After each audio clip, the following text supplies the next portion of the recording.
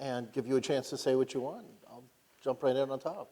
Okay, and my mic's on, so you can hear me back there, I think. So great. First of all, it's great to be here.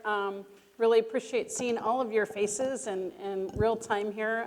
That's quite fun as we come out of this really tough period. So as I said, I'm Susan Martinez. I'm the Vice Chancellor for Research and Innovation at the University of Illinois Urbana-Champaign. I've been in this position for about 5 years. In fact, I think, Fred, you're the only one that's been serving longer in the Big Ten than I have. So we're both kind of old hats. But I will say that I'm also a professor of biochemistry. So in my faculty life, I'm used to working with molecules and not humans. So for me, coming into this position, being introduced to the human subjects research area was very new and different for me, and I've learned a lot on the job. I've been very fortunate to have very good people working in our Office of Protection of Research Subjects, and people along my side bringing me up to speed as we went forward. I know one of the things that this office faced, and I think Anita might be out there in the crowd somewhere, but she did a fantastic job early on with my predecessor to cut down the time to delivery with our faculty on returning IRB protocols. So I heard a lot about that, and Fred might echo this, that that's one thing we hear a lot about from faculty.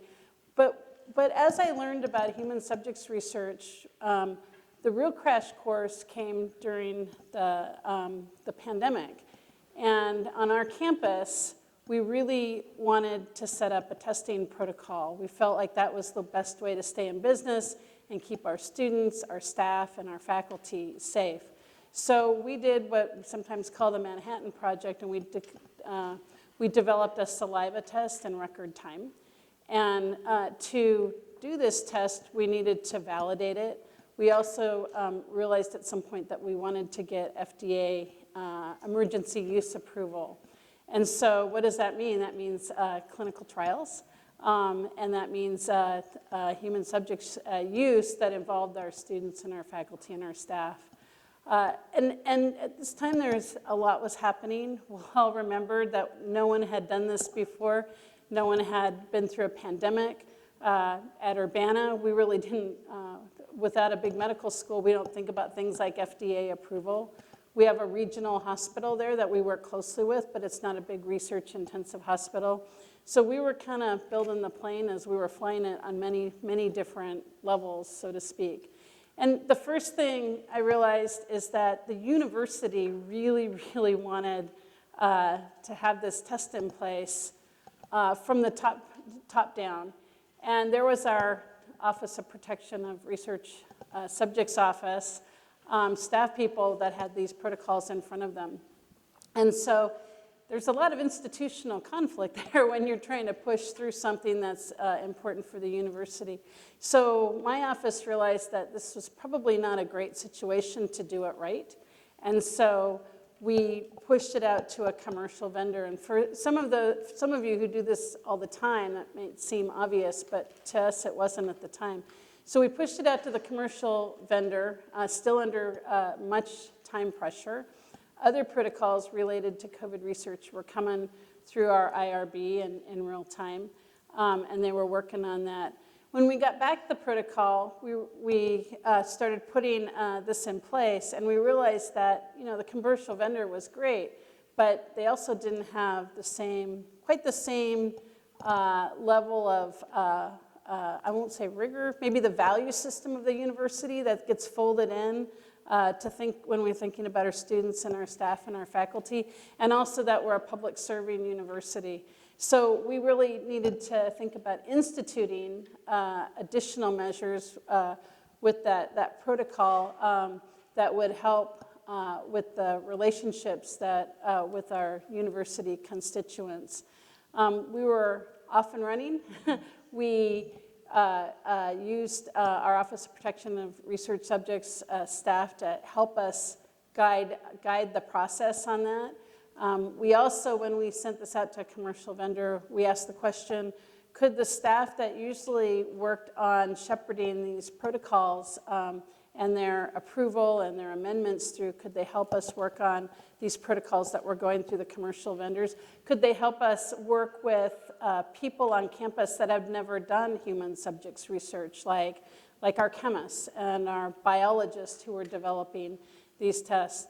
So, we learned a lot, and I think this will be a conversation so we can talk about some other things associated with that. But I want to say that I want to thank this group, because I know over the past couple years, you've had to step up in so many ways that might have been new and different for you, whether you were doing new things on your campus or you were working remotely, trying to accommodate faculty who were trying to do new things. And I just want to also express my appreciation to you for what you have done. So Kate, Fred? Yeah, so let me first of all say we are so grateful to you because we copied your testing setup almost to the ground. I mean, and it was a good example of something that I know the people in this room talk about a lot, but is the strength and experience and knowledge we get from each other, so that not everyone has to reinvent the wheel every time when somebody's already done a good job at it. The rest of us have the good fortune to follow them, to do what they've done and to learn from their experience. A second thing is just to echo the thanks to the people in this room, because not only during COVID, but especially during COVID, in Indiana, we were in the fortunate position that the governor, when life was shut down, March of 2020, the governor excluded from that order all essential research, and then was kind enough to define essential research as any research that the universities considered essential. So it reflected a good, a close, a trusting relationship. We continued most of our research. We saw almost no reduction in cage count for animals. We actually kept going, but it meant that all of you had to keep going too. And so, there was a time there when we were meeting regularly, weekly Zoom calls with both IRBs and with IACUCs and with others of the compliance process to make sure we were still, despite being remote in many cases, still carrying out the high standard of ethics and legal behavior that the public has the right to expect. And that's the third point that I would make. So one of the things when I think about compliance, and I have to say, I believe the only VPR in an AAU institution that is a lawyer by training. And on the whole, that's like all four horsemen of the apocalypse together. Colleagues in the medical school don't know what hit them. Many of them really just thought the world had come to an end. But it is surprising how useful it is and how necessary sometimes it is to be a lawyer in this job. But one of the things that I have really become aware of over the past 8 years in the job is how much we are operating under a public trust.